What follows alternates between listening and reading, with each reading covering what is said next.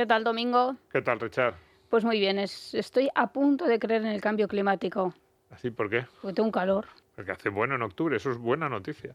Pero Así es buena noticia, es que, porque ahorramos en calefacción. pero Richard, te lo tengo dicho, yo no solo creo en el cambio climático, sino que estoy muy a favor del cambio climático. ¿Es verdad? A mí me gusta más el tiempo que hace ahora. Es verdad que en verano hace un poco más de calor y Y en quieres montar un determinados resort en Siberia, claro, claro, es en verdad. determinados lugares puede ser incómodo, pero a cambio tenemos primaveras y otoños que se extienden mucho más. A mí me encanta esto de que a partir del día 15, 20 de febrero ya empiezas a decir, a ver si hace 20 graditos, y que esos 20 grados se mantengan hasta finales de octubre, primeros de noviembre, me parece una gran noticia.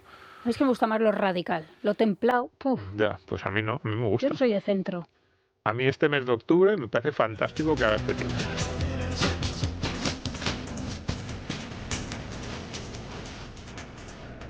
¿Qué tal? ¿Cómo estáis? Bienvenidos a Economía para quedarte sin amigos. No es que el coste de la vida suba y suba.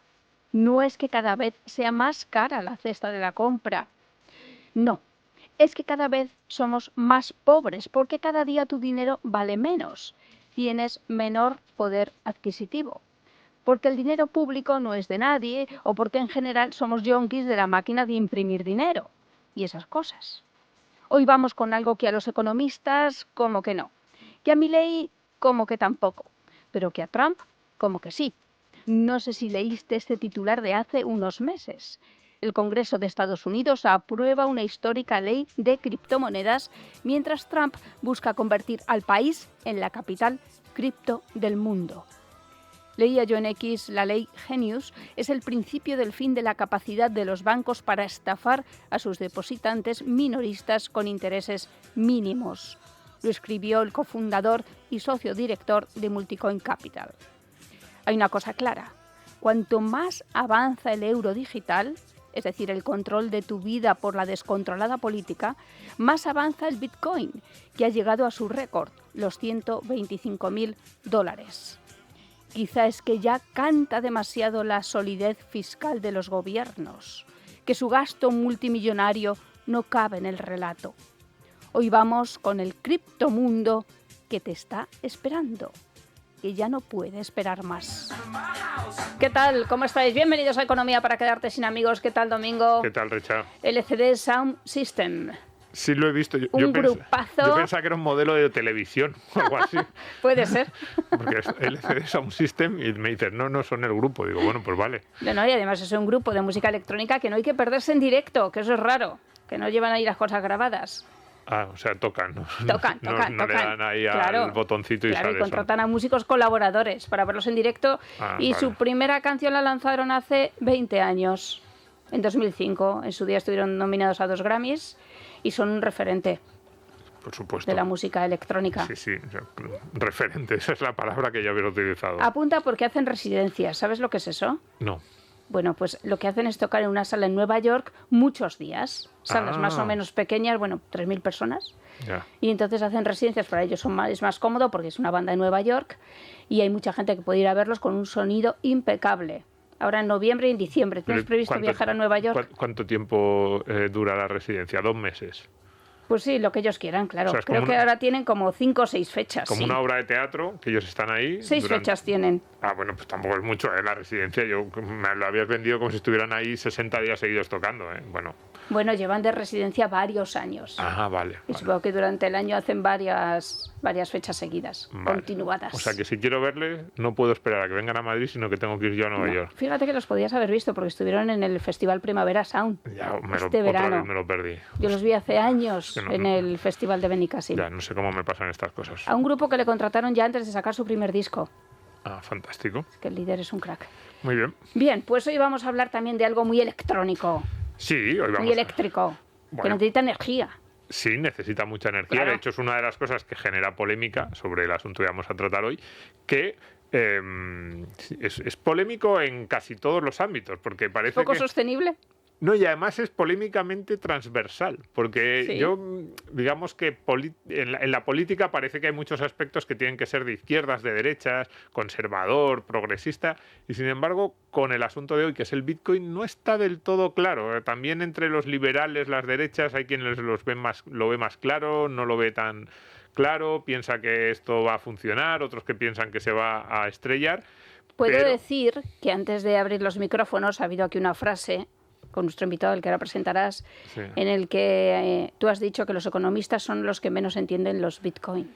Es que ese es el título de un artículo de nuestro invitado de hoy, que a mí me gustó bastante, que lo publicaba en la web del Instituto Juan de Mariana hace unos meses y, bueno, pues vamos a empezar por ahí. Hoy tenemos como invitado a Álvaro de María, autor de La filosofía de Bitcoin, la caída del Estado. Es un libro que ya tiene unos años, pero es fantástico, está en Deusto, aquí lo pueden ver todos. Y no solo eso, es investigador en filosofía y teoría del derecho, director del máster de Bitcoin en la Universidad de las Hespérides y CEO de BTC Consulting, que yo creo que es la primera consultoría sobre Bitcoin que hay en España. Así que bienvenido, Álvaro. Es verdad que sois los primeros, ¿hay alguien más que hacéis en esa consultoría? Pues nosotros nos dedicamos principalmente a enseñar a la gente cómo autocustodiar con privacidad Bitcoin y también pues ayudamos a otros que tengan interés en comprender Bitcoin mejor, por ejemplo la banca de inversión, ciertas entidades, ciertos tipos de empresas, pues que requieren formaciones para explicar a sus clientes qué es Bitcoin, cómo lo pueden aprovechar y cómo pueden disfrutar de ello. Y creo que sí, que somos los primeros que al menos tenemos presencia, o sea, que somos presenciales, que tenemos oficinas y que podemos atender, ¿no? Tengo que decir que la noticia es que estés aquí, Álvaro, porque claro, Domingo era muy reacio al Bitcoin. No, yo no soy tan reacio al Bitcoin. Bueno. No, pero vamos a empezar por ahí. Hoy queremos que el programa esté muy centrado en la actualidad. Hoy ¿Sí? hemos traído a Álvaro porque el Bitcoin está en máximos. ¿Ya tienes Bitcoin? No, todavía no. Pero lo he comentado en la redacción y alguien ha dicho, pero si el Bitcoin siempre está en máximos. Y digo, no, pues No. ahora está en máximos de los máximos. Ha superado la barrera de los 125.000 dólares, eso es. Esa es la Ese noticia es el de actualidad. titular de hoy de Expansión, creo. Pero vamos primero a esa pregunta que tú hacías. ¿Por qué los economistas, incluyéndome a mí, entendemos tan mal el Bitcoin? Bueno, yo creo que el primer error que se ha cometido aquí es llevarse Bitcoin al ámbito de los economistas, ¿no? Porque Bitcoin yo creo que es algo que cambia muchos paradigmas y al final, pues los que han tenido autoridad sobre el ámbito económico, evidentemente, han sido los economistas, ¿no? Y al enfocarlo desde una perspectiva meramente monetaria, yo creo que eso ha llevado a entender muy mal Bitcoin, ¿no? Porque efectivamente yo creo que Bitcoin no es una alternativa al dinero fiat, ¿no? Y así es como muchos bitcoiners históricamente han argumentado y han defendido Bitcoin, ¿no? Pero esto lleva a entender muy mal sus propiedades, sus innovaciones, lo nuevo que es Bitcoin, ¿no? Y lo característico de Bitcoin, a mi juicio, es cómo redefine el derecho de propiedad, ¿no? Lo que nos permite Bitcoin es tener una propiedad absoluta, es decir, una propiedad que nadie nos puede quitar y privacidad en el ámbito digital, que es algo que no teníamos históricamente y no tenemos a día de hoy, ¿no? Siempre tenemos un proveedor de servicio que nos presta esta clase de servicios y por tanto siempre puede entrometerse en nuestra información, en lo que hacemos y en lo que no hacemos, ¿no? Pues Bitcoin nos devuelve eso, ¿no? Nos devuelve el poder tener una propiedad que nadie nos puede quitar, una especie de seguro de mochila que podemos tener con nosotros y que podemos hacer lo que queramos con él, ¿no? No tenemos que pedir permiso a nadie para utilizar Bitcoin, nadie nos puede impedir utilizarlo, nadie nos puede impedir comprarlo, nadie nos puede impedir transmitirlo, ¿no? Pensad que casi todas las grandes momentos económicos de nuestra vida pues implican transferencias de riqueza o compras o ahorro, las herencias, los matrimonios, todo este tipo de cosas, ¿no? O en qué depositamos, en qué aparcamos la riqueza, los excedentes de producción que tenemos con nuestro trabajo, ¿no? Pues esa función tan especial, tan importante en nuestras vidas, que es qué hacemos con lo que necesitamos transportar valor en el tiempo, con lo que necesitamos ahorrar, pues Bitcoin cumple ahí ese papel de forma extraordinaria, ¿no? Y yo creo que los economistas lo han entendido muy mal porque lo han analizado desde una perspectiva monetaria. Y cuando analizas desde una perspectiva monetaria, pues Bitcoin no es tan interesante. Cuando lo analizas así, como una nueva forma de propiedad, como una manera de aparcar riqueza, de ahorrar, es extraordinario. Y eso es lo que estamos viendo, ¿no? Y por eso estoy aquí. Pero entonces, ¿y qué ha pasado este año? Porque es verdad, esta argumentación que tú planteas, además lo explicas muy bien en el libro. El libro se llama La filosofía de Bitcoin y está muy bien tirado el título, porque no se mete mucho en cuestiones económicas o en grandes disquisiciones, sino que va un poco a los fundamentos que explican. Pero digo, con ese planteamiento que tú haces, nos preguntamos, ¿qué ha ocurrido en el último año? Porque hace un año el Bitcoin estaba en 55.000, 60.000 euros. Ahora mismo está en el doble, en 110.000. Cuando íbamos a entrar en el programa, prácticamente en el doble en euros, en dólares, es verdad, en más de 125.000. Y es que se ha complicado el derecho de propiedad. Es que no, lo digo porque casi todas las explicaciones que yo he visto sobre por qué el Bitcoin se está disparando, sí que son explicaciones semimonetarias, que si los bancos centrales están haciendo locuras, la inflación, la devaluación. Exactamente, están destrozando, ligan la subida del Bitcoin al oro. Entonces, a mí me gusta tu discurso, pero al mismo tiempo pienso, pero luego las explicaciones sobre el movimiento del precio sí son monetarias. Sí, claro, al final el precio está muy vinculado a la demanda, ¿no? Al final Bitcoin tiene una oferta fija, así que las variaciones que vemos en el precio van en función de la demanda.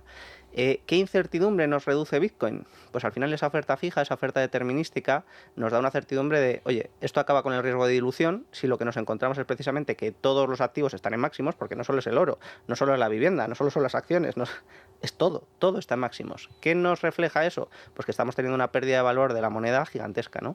¿Dónde podemos buscar certidumbre? Pues podemos buscar certidumbre en aquello que tiene una oferta fija, que tenemos certeza sobre eso, ¿no? Que acaba con el riesgo de dilución. Y es ahí donde yo creo que la demanda de oro y de Bitcoin pues se van a disparar, ¿no? Ya se han disparado, pero todavía yo creo que estamos en los inicios. ¿Qué ha cambiado respecto de años anteriores a estos años? Pues yo creo que lo primero fue el lanzamiento de los ETFs, ¿no? Los ETFs lo que abrieron fue a todo el mercado institucional el acceso a Bitcoin. Bitcoin está muy limitado para acceder de forma institucional, ¿no? Primero por la vía regulatoria, ¿no? De hecho, luego os cuento una anécdota sobre un banco de inversión español, sin decir el nombre, pero que veamos el estado en el que todavía estamos, ¿no? Entonces, al abrirlo a los mercados institucionales en Estados Unidos ha entrado muchísimo capital, ¿no? Y eso pues, subió el precio en su momento ya desde los 30.000 hasta los 60.000 más o menos que comentabas del año pasado, ¿no? Y luego pasó otro fenómeno todavía más, que es el apoyo del presidente de los Estados Unidos a Bitcoin, ¿no? Yo estuve en la conferencia, en Estados Unidos se organizan conferencias gigantescas de Bitcoin. En 2023 se organizó una conferencia enorme con más de 25.000 asistentes en la que empezaron su campaña electoral dos candidatos a la presidencia, Robert Kennedy Jr. y Vivek. O sea, para que nos hagamos una idea, ¿no? Los candidatos a la presidencia de Estados Unidos empiezan su campaña electoral en una conferencia de Bitcoin. Sí. Esto es muy fuerte. Una declaración de intenciones, es decir, es muy fuerte, ¿no? ¿Por qué pasa esto? Pues precisamente esa revalorización de Bitcoin lleva a que los bitcoiners tengan muchísimo mayor poder adquisitivo y por tanto poder de negociación y capacidad de hacer lobby. Y si son los que hacen donaciones a las campañas de los presidentes, pues ellos son los primeros en apoyar esto porque están recibiendo muchísimos millones de ahí, ¿no? Claro, ¿qué pasó? El año siguiente la conferencia de Bitcoin fue en Nashville. ¿Y quién fue ahí a hablar? Trump. Y Trump dijo que iba a hacer una superpotencia de Bitcoin de Estados Unidos, ¿no? Claro, ¿qué pasa si el candidato a la presidencia hace esas declaraciones y luego sale elegido? Pues que el precio se dispara, ¿no? Y eso es lo que hemos visto. Ese paso de los 60.000 a lo que estamos viendo ahora, pues viene muy aupado por todas las políticas de Estados Unidos que están favoreciendo Bitcoin. O sea que Bitcoin ya deja de ser algo de frikis, algo especulativo. No, lo de especulativo no, porque fíjate que lo especulativo es fundamental. ¿Qué es la especulación? La especulación es ser capaz de anticipar lo que va a pasar en el futuro para o atesorarlo hoy porque va a ser demandado en el futuro o producirlo hoy porque va a ser demandado en el futuro. Bitcoin no lo podemos producir como tal, ¿no? Porque va a tener una oferta fija y un calendario de emisión determinado, pero sí lo podemos atesorar. Si nosotros preveemos que en el futuro la gente va a necesitar un vehículo para ahorrar, un vehículo para proteger su riqueza, un vehículo incensurable, un vehículo de privacidad, ¿qué es lo especulativo? ¿Qué es lo inteligente para ser capaz de atesorarlo hoy? Pues eso, ¿no? Hacer todo lo que podamos para tenerlo hoy, para custodiarlo hoy, ¿no? Sí, pero fíjate, comentarios que sacaba de varios artículos sobre la situación de Bitcoin. Había un estratega de mercado que en un artículo, creo que era de Bloomberg o de Forbes, decía que esto no es un repunte minorista, es un reposicionamiento institucional, como dices, es decir, de las grandes cuentas. Pero además dice, fíjate, la diferencia entre 2021 y ahora es que Bitcoin ya no es la frontera especulativa. Dice, es un activo estructural que se está incluyendo en la combinación de carteras globales. Es decir, que ha dejado de ser algo más o menos raro, que mirábamos un poco, sobre todo los grandes inversores, hay una mezcla de curiosidad y miedo, y ahora lo que viene a decir este comentario es que los grandes actores del mercado sienten que parte de la cartera tiene que estar en Bitcoin. Que se le mete en la misma frase del oro, Sí. en muchas ocasiones. De hecho, yo que hablo casi todas las semanas con bancos de inversión y otro tipo de entidades, eso es lo que están haciendo, ¿no? Están recomendando a sus clientes una ponderación de entre el 1 y el 5% entre Bitcoin y oro, ¿no? En sus carteras. Y eso no ha pasado históricamente, ¿no? Y fijaos qué diferencian Bitcoin de cripto, ¿no? No meten en el mismo saco las cosas, ¿no? Sino que entienden muy bien que Bitcoin es una cosa, cripto es otra cosa totalmente distinta, y eso es lo que recomiendan, ¿no? Asemejan Bitcoin al oro digital de alguna manera y eso es lo que meten en cartera. ¿Qué más ha pasado? Pues ha pasado las tesoreras de Bitcoin, ¿no? Al final, ¿qué son las tesoreras de Bitcoin? Empresas específicas que se dedican a comprar Bitcoin con estrategias de financiación diferentes. La primera que lo hizo fue MicroStrategy, que ahora se llama Strategy, ocupa el puesto 104 en las de mayor capitalización, ¿no? O sea, ha superado a empresas gigantescas, por ejemplo, ha superado a Coinbase, que es una empresa que lleva mucho tiempo en el sector, simplemente comprando Bitcoin, pero es que tiene más de 600.000 Bitcoin, ¿no? Entonces, comprados a un precio medio de $77.000. Entonces, claro, esto hace que simplemente ser una empresa que se dedica a comprar Bitcoin con diferentes estrategias de financiación te hace ganar una cantidad ingente de dinero por la revalorización que tiene y por todo lo demás, ¿no? Ahora nos cuentas esa anécdota. Pues cuéntanos esa anécdota, Álvaro. Pues mira, hay algún banco de inversión en España que cuando un cliente suyo compraba un producto de Bitcoin, saltaba una alerta para asegurarse de que no había sido recomendado por ninguno de sus asesores, ¿no? Para que os hagáis una idea del estado en el que están, o sea, quiero decir que todavía es muy pronto, que la gente dice, bueno, pero esto ya va a reventar, es una burbuja, tal. Bueno, fijaos que todavía es muy pronto hasta para aquellos que se dedican a esto, ¿no? Y ahora ese mismo banco pues organiza desayunos para explicar a sus clientes lo que es Bitcoin y cómo pueden acceder a él y otro tipo de cosas, ¿no? Mira, a mí eso me recuerda a los periodistas con la inteligencia artificial. Sí, o con las redes sociales, ¿verdad? O con los youtubers o con las instagramers, que es como que llegamos tarde. Los que de verdad nos dedicamos a ello, de repente dices, uy, si me han pasado por la izquierda o por la derecha. Las inercias son muy complicadas de cambiar en la vida. Para mí es la clásicas. fuerza más poderosa del universo, no es el interés compuesto, no, son las inercias. Una vez que alguien hace algo de una determinada manera, cambiar su forma de pensar, sus hábitos... Incluso en el amor, Domingo. Es muy complicado. Sí, también. Sí. Pero fíjate, dices, los grandes bancos ahora están cambiando. Es que, otro dato, la capitalización de mercado de Bitcoin es ahora mismo de 2,5 billones de dólares, superaba a Amazon cuando esta noticia tiene unos días, es de principios de octubre, convirtiéndose en el 7º activo más valioso del planeta. O sea, ahora mismo solo hay 6 activos que puedas comprar, que puedas decir, quiero comprar esto, que su capitalización total sea superior al Bitcoin. Es muy llamativo. Es un proceso de descubrimiento por parte del mercado, ¿no? Y sin embargo, yo creo que todavía está tremendamente infravalorado, ¿no? ¿Tú crees que va a ser el primero? Con mucha diferencia, sí. Incluso más que el oro. Sí. ¿Pero por qué? Porque tiene mejores propiedades que el oro, ¿no? Es decir, el oro no es tan fácil de dividir, no es tan fácil de verificar, no es tan fácil de transportar, tiene muchos más costes de atesoramiento, es más difícil de liquidar. Por ejemplo, cuando vas a vender oro, siempre el precio que te dan de venta es mucho menor al que tiene el oro, ¿no? Entonces yo creo que al hacer esto con un activo digital, pues vamos a ver cómo se mejora muchísimo, ¿no? Y Bitcoin tiene otro elemento que es la posibilidad de la privacidad en su acceso, ¿no? Es decir, tú puedes comprar Bitcoin de forma privada, el oro no. Para comprar oro tienes que identificarte, entonces ya saben exactamente lo que tienes y puedes ser extorsionado de alguna manera, ¿no? Esto no es por defecto en Bitcoin, pero sí que puedes hacer procesos para poder comprarlo de forma privada, ¿no? Entonces yo creo que todas las propiedades que tiene Bitcoin superan a las del oro, ¿no? Aunque el oro sea menos volátil, pero eso en Bitcoin no es algo negativo, yo creo que no es algo negativo, ¿no? Y sí que vamos a ver eso, ¿no? Y claro, si hablamos de eso, pues imaginad el precio de Bitcoin, ¿no? Pues estamos hablando de 1 millón y algo por Bitcoin. Claro, eso ahora iremos. Yo la última parte Hemos del programa sido tan quiero dedicarla Domingo. Siempre tarde, y fíjate que nos lo decían nuestros invitados, Pero bueno, todavía no estamos tarde. Si va a 1 millón, eso es que va a multiplicar por 8 la actual capitalización. También es verdad. Podemos... Mira, eso también está muy bien de Bitcoin, que es para el millonario y para el que quiere comprar 10 euros. No necesitas comprarte un Bitcoin, te puedes comprar una parte, claro, y ¿verdad? ya está, al precio que puedas pagar.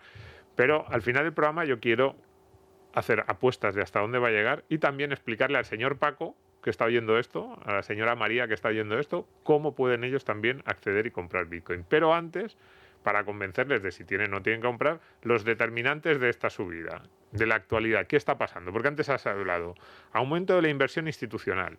¿Qué quiere decir esto? Los grandes bancos entrando, las grandes cuentas entrando. Una segunda razón que yo he visto, que también está ligada con esto, son los nuevos productos financieros como los ETFs, que lo comentabas. En tercer lugar, esto del halving, que es algo más técnico, que es si realmente está afectando o no. Creo que habría que explicar todo, ¿no? Por eso, vamos a ir paso a paso. Muy bien. ¿Cuánto han tenido de efecto los ETFs y el aumento de la oferta institucional? ¿Realmente es tanto el dinero que mueven esos grandes fondos y realmente están entrando tan a saco en Bitcoin? Sí, de hecho los ETFs de Bitcoin han movido más dinero que los ETFs de oro muchos meses, ¿no? Entonces yo creo que sí, que han tenido un efecto enorme, ¿no? De alguna manera lo que han hecho ha sido ampliar las puertas, ¿no? Y al hacer las puertas más grandes, pues ha podido entrar mucho más capital también, que antes estaba mucho más restringido. Yo creo que el siguiente gran movimiento lo veremos cuando cambie la regulación y los fondos de pensiones puedan entrar también a Bitcoin, ¿no? Actualmente hay una regulación muy estricta y no pueden comprar este tipo de activos, pero yo creo que tendrían que tener cierto tipo de exposición y claro, ellos sí que son los que tienen cantidades ingentes de dinero y lo tienen casi todo aparcado en deuda pública, ¿no? Entonces aquí podemos ver un fenómeno interesante, que es el que yo analizaba en mi libro, que es como al final Bitcoin no compite con el dinero fiat, sino con la deuda pública a largo plazo, ¿no? ¿Por qué? Porque es precisamente ahí donde reduce la incertidumbre. Reduce la incertidumbre en ser capaces de transportar valor a largo plazo. Y esta función, que es importantísima, es la función por la que se desarrollan todos los mercados financieros, para ser capaces de transportar nuestros excedentes de producción hoy al futuro, ¿no? Para coordinar todo eso, ¿no? Y es ahí donde Bitcoin yo creo que ofrece una oportunidad muy valiosa, y también en los bienes inmuebles, ¿no? Entonces yo creo que cuando se produzcan esos cambios regulatorios, sí que veremos entradas absolutamente gigantescas de capital. ¿Eso del halving qué es? Espera, que esto ha dicho dos cosas muy gordas. No, es que Álvaro lo suelta ahí. ¿Cómo que el Bitcoin va a competir con la deuda pública? Pero eso tiene desde un punto de vista del Bitcoin, es el dinero llegando al Bitcoin, guardándose para el futuro y haciendo que suba la cotización del Bitcoin, pero también está pasando otra cosa, y es el dinero saliendo de la deuda pública y haciendo que se hunda la cotización de la deuda pública, obligando a los estados a pagar muchos más intereses o directamente no encontrando quien les compre la deuda. Absolutamente correcto. Eso es el capítulo 15 de mi libro, donde explico precisamente todo ese proceso, y hace 4 años, que no es que sea moco de pavo. Y creo que va a pasar precisamente eso, y por eso van a tener mucho más problemas las monedas fiat, ¿no? Es decir, la narrativa inicial sobre Bitcoin es que como Bitcoin era una alternativa al dinero fiat, pues iba a quitar demanda al dinero en el presente, ¿no? Pero claro, yo creo que ninguno tiene problemas para pagar, ni para utilizar el dinero, entonces ahí no hay nada que solucionar, no hay nada que resolver. El problema que sí que tenemos para resolver es cómo ahorramos para el futuro, cómo nos preparamos para el futuro. Y ahí el principal activo que se utiliza en todo el mundo es la deuda pública, ¿no? Claro, si de repente aparece algo que compite con la deuda pública, estamos quitando esa demanda. Entonces estamos obligando a los estados a subir los tipos de interés precisamente para poder competir con la demanda que está trayendo Bitcoin hacia sí. Claro, si esto pasa, como la deuda pública se refinancia, la tienen que refinanciar esos tipos de interés. Y es ahí donde yo creo que los estados se pueden enfrentar a una situación crítica, ¿no? Crítica desde el punto de vista de que pueden quebrar muchos, ¿no? De hecho, yo creo que vamos a vivir... Sí, nosotros los primeros, quiero decir, dice Álvaro, no, pueden quebrar España. muchos. Y cuidado, en ese muchos, los 2 primeros o 3 de la fila son los griegos, los franceses, los italianos y los españoles. Ahí estamos en la parrilla de salida. Sí, yo creo que ese proceso va a producir primero una hiperdolarización, es decir, todo el resto de monedas fiat del mundo van a perder frente al dólar, y muchos estados se van a llevar a esa situación de quiebra. Por eso el subtítulo del libro es la caída del Estado, ¿no? Sí, justo lo estaba porque pensando. van a tener un problema. Claro, ¿qué pasa si precisamente los estados tienen problemas para financiarse? Pues que van a subir la presión fiscal sobre los ciudadanos. Pero si justo hay un activo que te permite protegerte del expolio fiscal del Estado, ¿qué va a demandar la gente? Bitcoin, ¿no? Por eso ese sentido especulativo que te decía, claro, si te planteas este escenario así, lo que tiene sentido es que atesores Bitcoin. Claro, ¿no? claro. Entonces es ahí un poco donde yo creo que empezarán una espiral muy fuerte, donde aquellos que se hayan posicionado, hayan comprendido Bitcoin, les hayan llevado Bitcoin a sus ciudadanos, a sus empresas, pues van a sobrevivir, y al resto pues van a pasarlas muy mal, ¿no? ¿Y de cuántos estamos hablando? ¿De cuántos estados? ¿De cuántos pues gobernantes? ¿De cuántos políticos? Yo creo que vamos a sufrir mucho en Europa. Bueno, ya estamos sufriendo, entonces tampoco es una cosa que haya que decir a futuro. Yo creo que ya estamos pasando un proceso de empobrecimiento relativo gigantesco, ¿no? Latinoamérica yo creo que también va a sufrir muchísimo, ¿no? Y países de Asia y de África también, ¿no? Yo creo que el gran ganador de todo esto va a ser Estados Unidos. Y un elemento añadido a esto, que también lo leía entre las posibles explicaciones de esta subida del precio del Bitcoin. Lo llamaban como la semana cripto o algo así.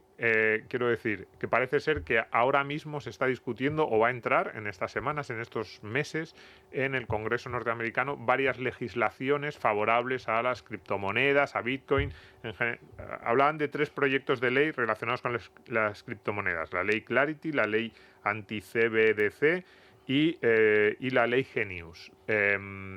Y que estos 3 proyectos, anti-CBDC, vigilancia anti-CBDC, algo así era el nombre, y que estos 3 proyectos de ley van a hacer que sea mucho más fácil tener en Estados Unidos, que van a potenciar todavía más las características del Bitcoin, que van a hacer que la gente tenga menos miedo a tenerlo y a la posible ataque por parte del Estado. Eso, bien, desde el punto de vista del consumidor norteamericano, y desde tu mirada es positivo. Desde el punto de vista de que Estados Unidos todavía tenga una mayor preponderancia y mayor dominio en esta cuestión, también es positivo, pero también lo que puede hacer es que aún más fuga de capitales, no sé si desde Europa, o puede posicionar, o sea, puede poner en una posición todavía más predominante a aquel país.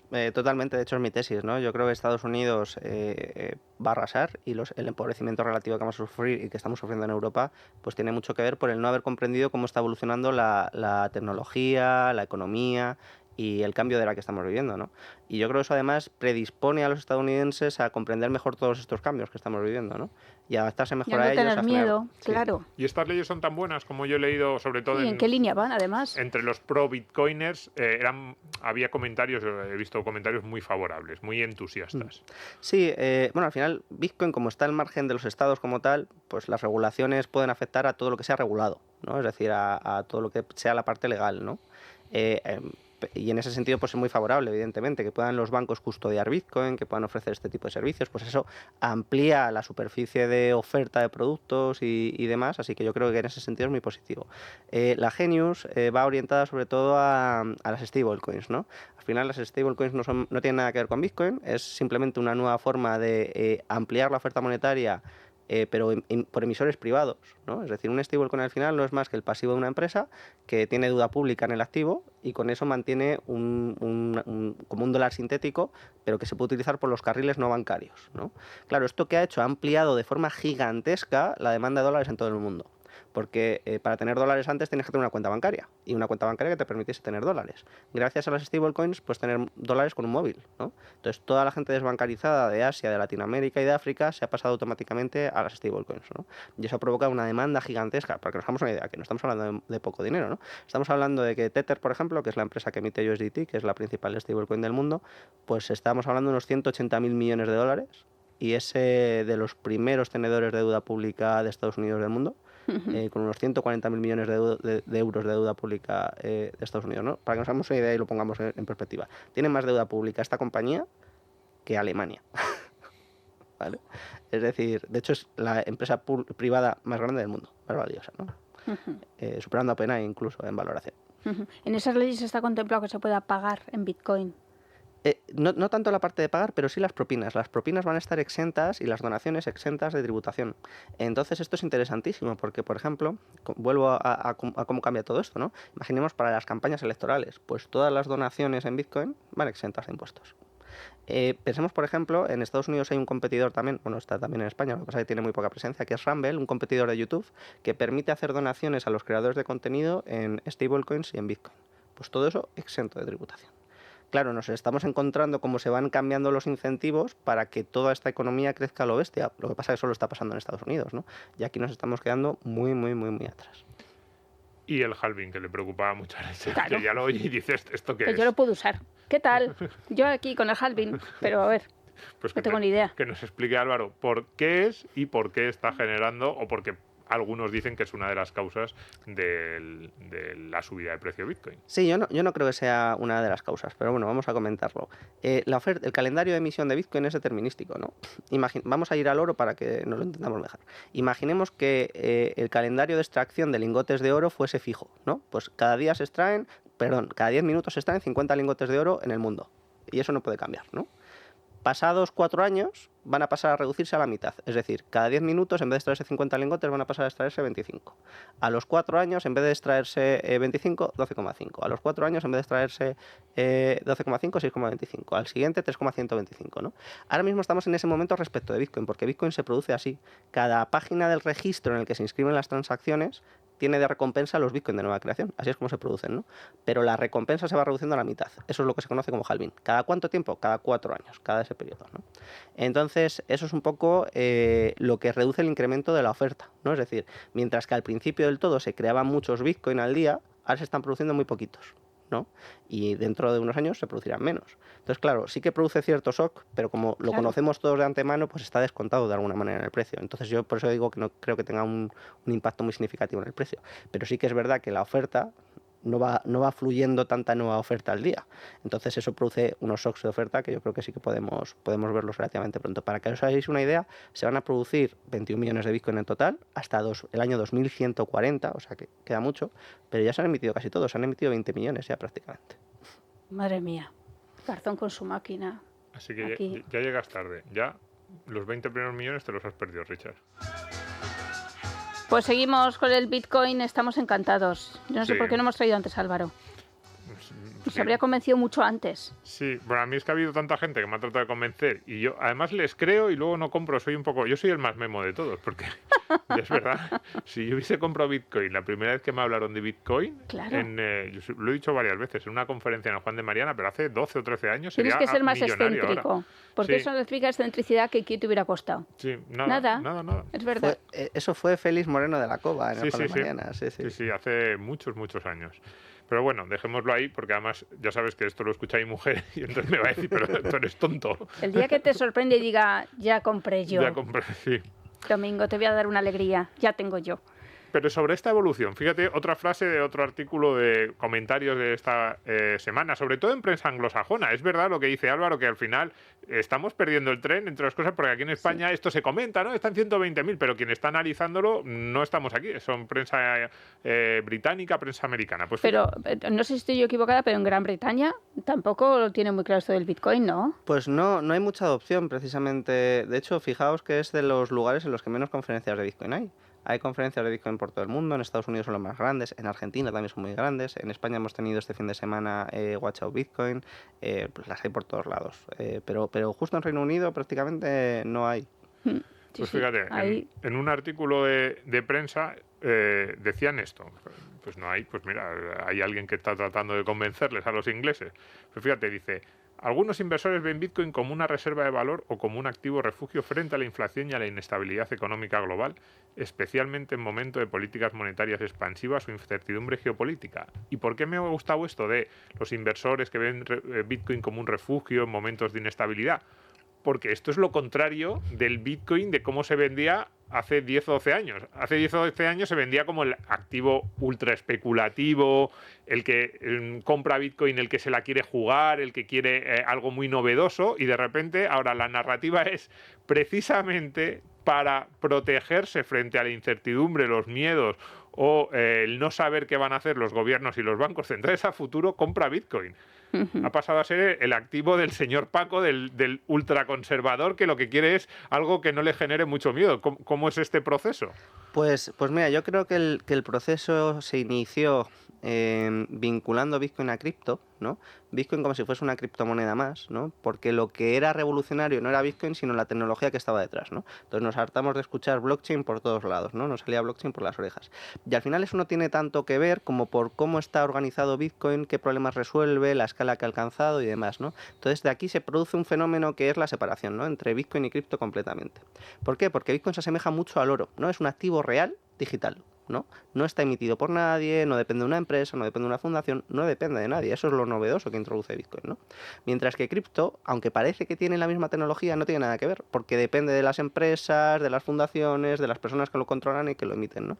Entonces nos encontramos con un activo muy similar al oro, que es Bitcoin, y con un activo muy similar a las acciones, que es cripto. ¿Qué pasa con las acciones? Que tienes que analizar cada compañía en función de lo que hace, lo que no hace, las expectativas, y en función de eso, pues comprarás o no comprarás.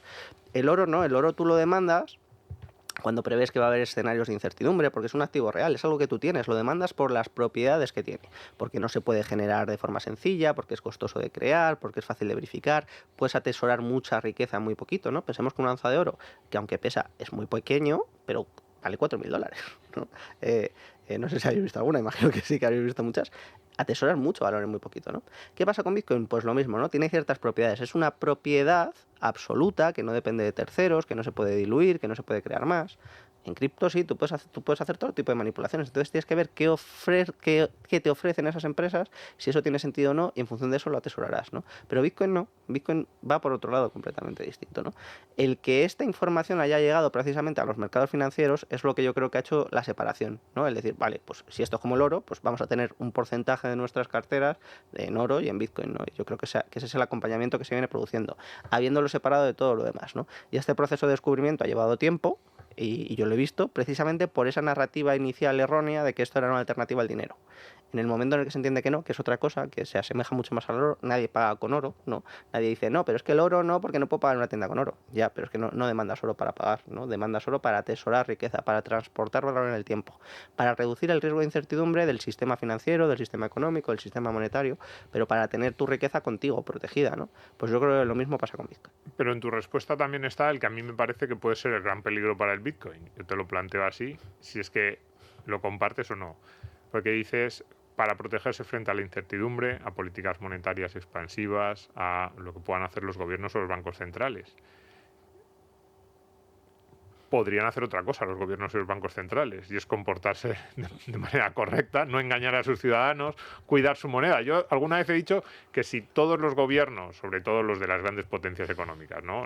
El Banco Central Europeo, la Fed en Estados Unidos, si todos los gobiernos se comportasen con sus monedas como se ha comportado tradicionalmente el Banco Central Suizo, por ejemplo, que siempre ha sido como el ejemplo del Banco Central más ortodoxo y que más protege su moneda, Bitcoin desaparecería, entre comillas, o le haría mucho daño. Entonces la primera pregunta es, ¿estás de acuerdo en que si los gobiernos empezaran a comportar bien, eso sería peligroso o generaría dudas sobre el Bitcoin? Y en segundo lugar, ¿hay alguna posibilidad de que eso ocurra? Exacto, estoy totalmente de acuerdo, ¿no? Efectivamente, si los gobiernos del mundo se volviesen hiperdisciplinados, pues ¿para qué necesitarías atesorar Bitcoin? ¿No? Podrías confiar en el sistema. O sea, Bitcoin precisamente nace de la desconfianza en el sistema. Eso es lo que te... Oye, yo no necesito confiar en el sistema para tener Bitcoin, yo puedo tenerlo yo mismo. Es algo que depende de mí íntegramente si soy capaz de hacer bien los procesos, ¿no? Claro, si Bitcoin consigue que todos los gobiernos del mundo se corrijan, dejen de expropiar, dejen de diluir, dejen de imprimir, pues oye, bendito Bitcoin, aunque valga menos, bendito Bitcoin, ¿no? Pero yo creo que no va a pasar, ¿no? Precisamente este fin de semana he tenido un banquero suizo en mi casa que venía por otros temas y en Suiza Bitcoin suena muy poquito, muy poquito. Muy poquito. ¿Por qué? Porque no lo necesitan, ¿no? Tienen muchas maneras de invertir, muchas maneras de gestionar, sus negocios están en otros ámbitos, entonces apenas sabían de Bitcoin, ¿no? Pero bueno, como mi libro está en inglés, también se lo he regalado para que empiece a circular. O sea, que es un antídoto contra nosotros. Yo sí que es un antídoto para el Estado, ¿no? Es decir, que si no te gusta, si tienes dudas, si tienes incertidumbre, puedes hacerte aquí un seguro por lo que pueda pasar, ¿no? Fijaos, gente que ya conozco mucha, de hecho, más de la que me gustaría, de situaciones de presos políticos, entiéndase bien, de Panamá, de otros países, que han podido iniciar su vida de nuevo por la persecución política que estaban sufriendo en otro Refugiados. país, porque se han podido llevar Bitcoin consigo, porque sus pisos no se los podían llevar, sus acciones no se las podían llevar, sus fondos de inversión no se los podían llevar. Pero esto sí, el oro tampoco, porque al final tienes que pasar un aeropuerto. Pero esto depende de la propiedad simplemente de un conjunto de palabras. Así que puedes cruzar fronteras con la riqueza que tú quieras. Muy bien, pues ahora, antes de entrar en el último capítulo... Que puede hundir gobiernos el Bitcoin. Digo, porque yo hablando de este tipo de regímenes... A través de esa presión sobre la deuda pública de la que hablaba antes Álvaro, claro que va a destruir gobiernos y claro que va a hacer que muchos gobiernos lo pasen muy mal. Es decir, yo eso sí que lo creo, ¿eh? Si empieza a salir capital de la deuda pública y empieza a irse hacia otras formas de activo refugio, el Bitcoin, el oro, de manera masiva, los gobiernos muy endeudados y que están acostumbrados a vivir alrededor de la deuda lo van a pasar muy mal. Y los ahorradores. Porque además hay una creencia errónea, no en este programa, porque lo hemos dicho varias veces, que es que el problema de los gobiernos es el déficit. El problema de los gobiernos no es el déficit, porque el déficit es una cantidad que en un momento dado, tú dices, no, el 3% del PIB de déficit que tiene ahora España, que son 50.000 millones, 55.000, en un momento dado un Estado puede ahorrar eso. El problema, lo ha dicho antes Álvaro, es la refinanciación. España tiene que refinanciar este año, no sé si eran 270.000 millones de euros, lo estoy diciendo de memoria, si me equivoco, pero vamos, es ese ámbito de magnitud.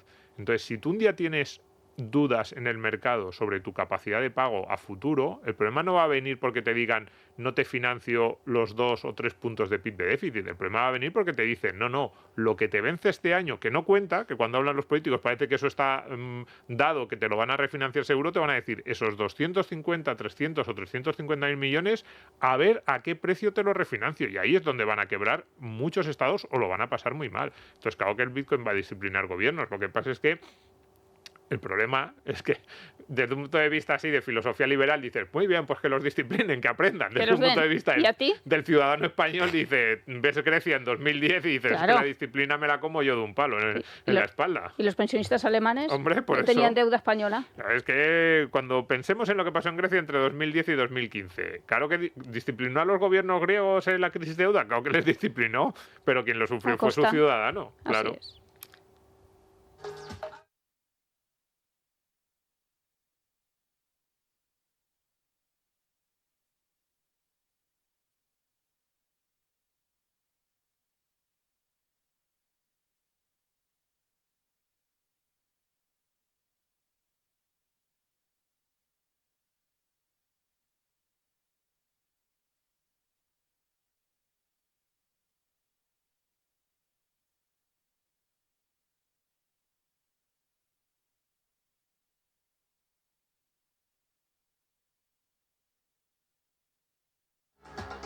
Bueno, pues como a mí nadie me manda, Domingo aquí, mientras sonaba el LCD Sound System, me estaba mandando, pues dilo tú.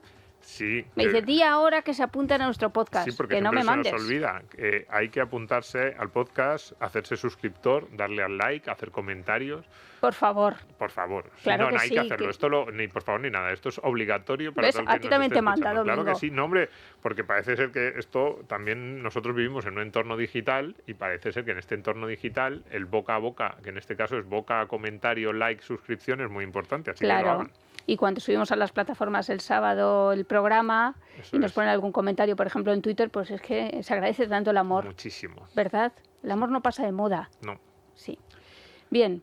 Yo quiero saber, ¿Rusia? ¿A Rusia le gusta el Bitcoin? ¿A Putin? Pues mira, yo creo que ellos lo han entendido por la parte de la incensurabilidad, ¿no? Claro, pensad que al no depender de terceros, pues Bitcoin es incensurable, entonces lo puede utilizar cualquiera, ¿no? Lo pueden utilizar, por ejemplo, en el momento en el que les bloquean sus activos financieros que tienen fuera, que Estados Unidos pues sacó a Rusia de todo el sistema financiero internacional un poco, ¿no? Y en Europa se les bloquearon y se les congelaron muchos fondos, pues de repente hay algo que va al margen de los estados y que ellos también pueden utilizar, ¿no? También se utilizó en su contra. Ucrania, por ejemplo, sobornaba a soldados rusos con Bitcoin, ¿no? Si te pasas a nuestro bando te pagamos 50.000 euros en Bitcoin. Entonces, claro, claro, no necesitas una cuenta bancaria, es que con dar un QR ya está, ¿no?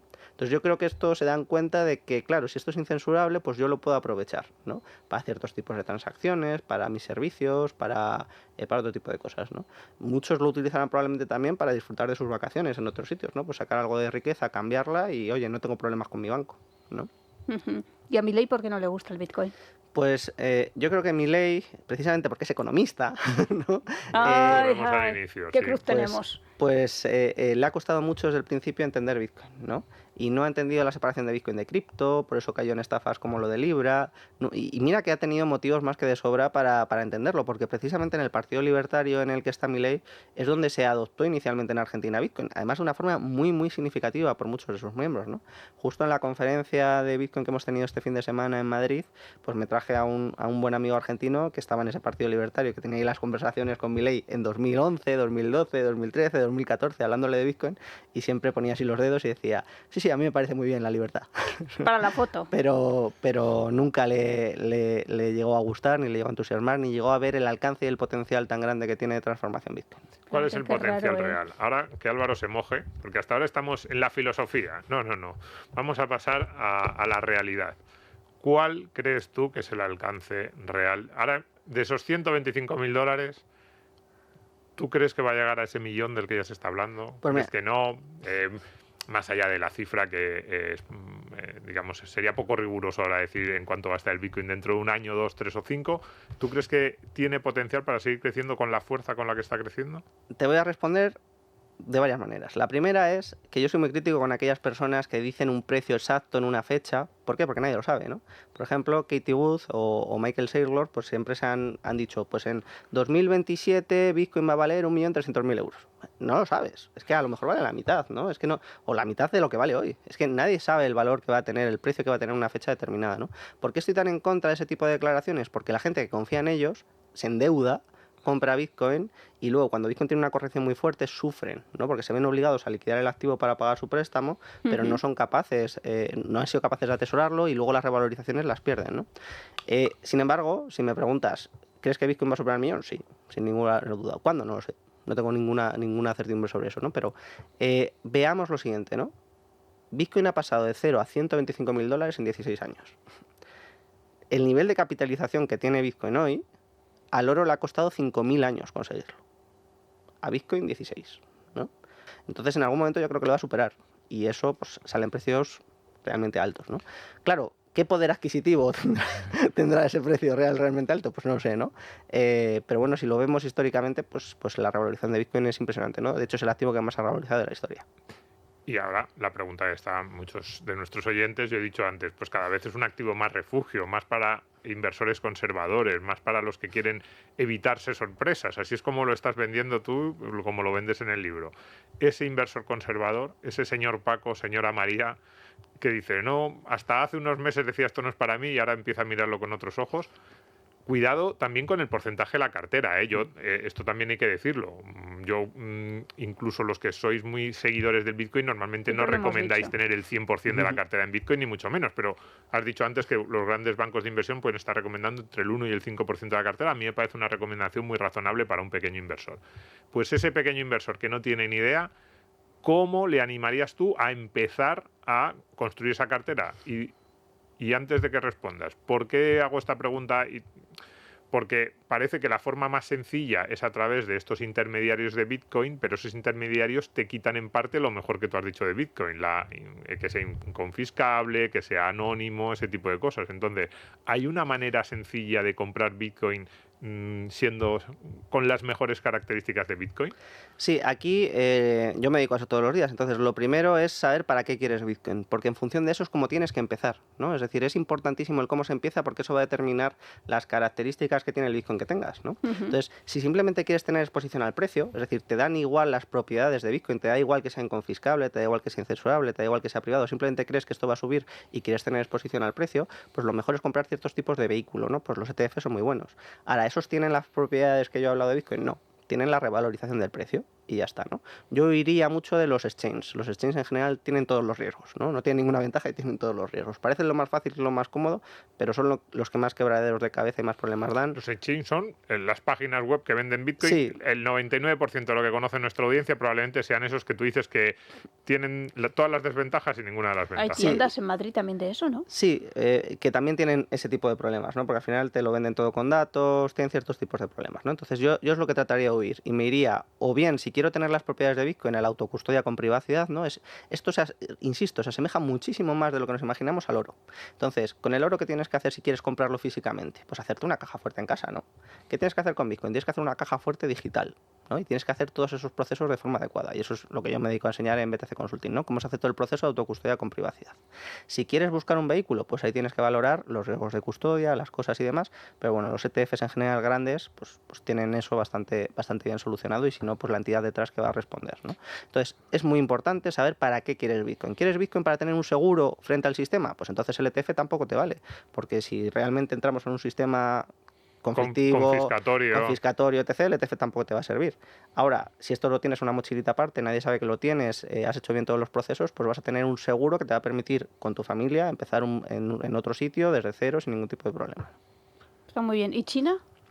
Pues mira, China siempre ha sido muy anti-Bitcoin, lo ha ido prohibiendo siempre, ha ido atacándolo en la medida de lo que podía, ¿no? Pues prohibiendo la minería, prohibiendo ciertos tipos de cosas.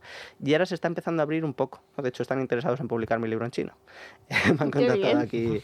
Así que, pero vamos, muy poquito a poco se están abriendo, ¿no? Hasta ahora pues tenía muchas dificultades los ciudadanos para acceder a él, con penas, con sanciones y con cosas de ese estilo, pero ahora se están abriendo, ¿no?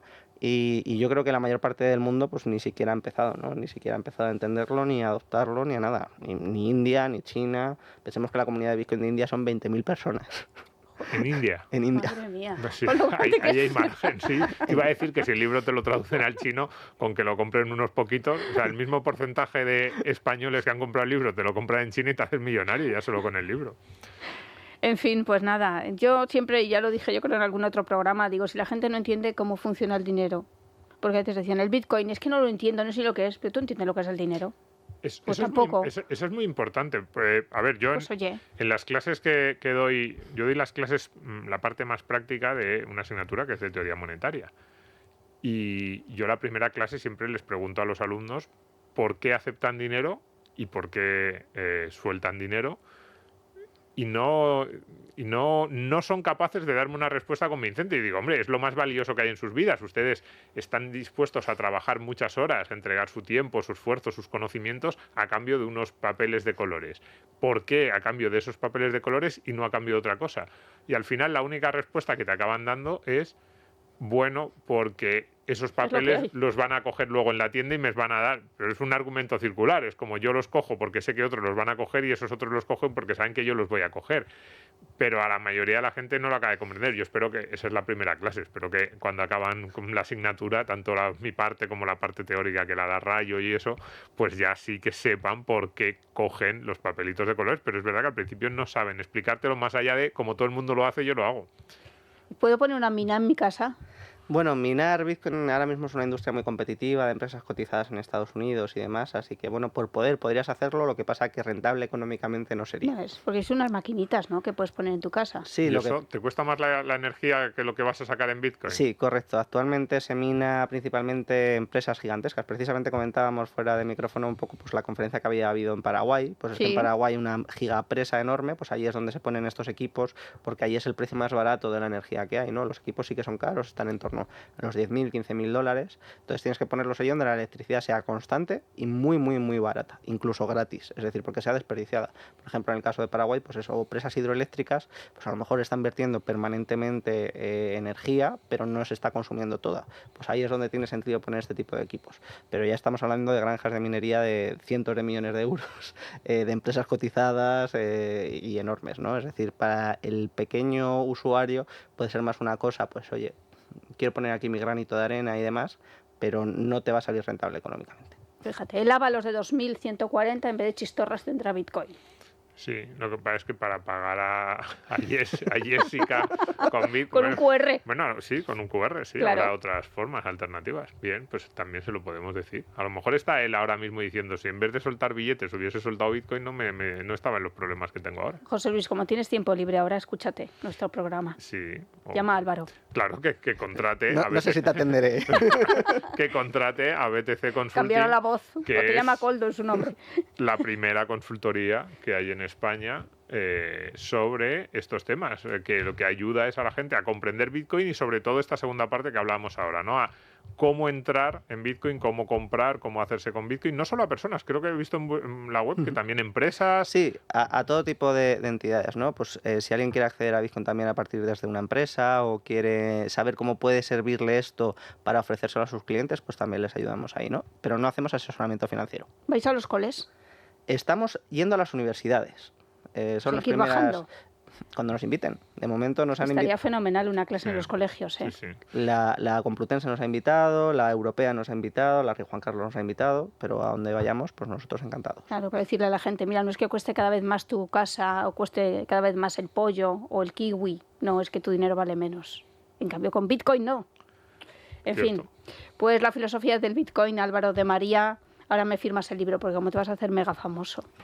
Pues nada, por supuesto, cuenta un hecho. Muchas gracias por venir. Placer. Pues nada, nos vamos, ¿no, Domingo? Nos vamos. Nos vamos. Pues como ya hemos dicho que se suscriban, que nos sigan, que nos dejen comentarios, pues ya no sé qué decir. Eso es. Dilo tú. No, que nos cuente alguno. Porque tu libro es de tapa dura y el mío de tapa blanda. Porque Te Álvaro... lo cambio. No, este es mejor. A mí me gusta más. No, porque mira, está marcado. Yo cuando me lo leí hice... Pues así solo me leo lo fui que he subrayado. subrayando las cosas que hay. No, mala suerte. Entonces, nada. Porque es verdad, el libro tiene 2 ediciones. Primero Álvaro lo sacó en una editorial más pequeñita y luego Deusto lo publicó. Que yo creo que es una Eso es muestra rarísimo, más de lo bueno que es el libro. Es muy difícil que un libro que ya está editado, una gran editorial, un gran sello como Deusto de Planeta, diga quiero sacarlo yo quiero hacer una reedición nueva. Pues eso hicieron en Deusto, así que sí, yo creo que el que ahora van a encontrar más fácilmente nuestros seguidores es el de Deusto. Es un libro pequeñito, tendrá 100 y pocas páginas, muy fácil de leer, en tapa dura además, buena calidad. Y la filosofía del Bitcoin, pues ahí se lo dejamos. Terminamos así con de nuevo la recomendación del libro de Álvaro. Regalo de Reyes. Pues el muy buen librito y regalo. dentro un QR. Dentro de un Bitcoin, ese sí que sería un gran regalo. Pues nada, que muchas gracias a todos por estar ahí y un abrazo enorme a repartir.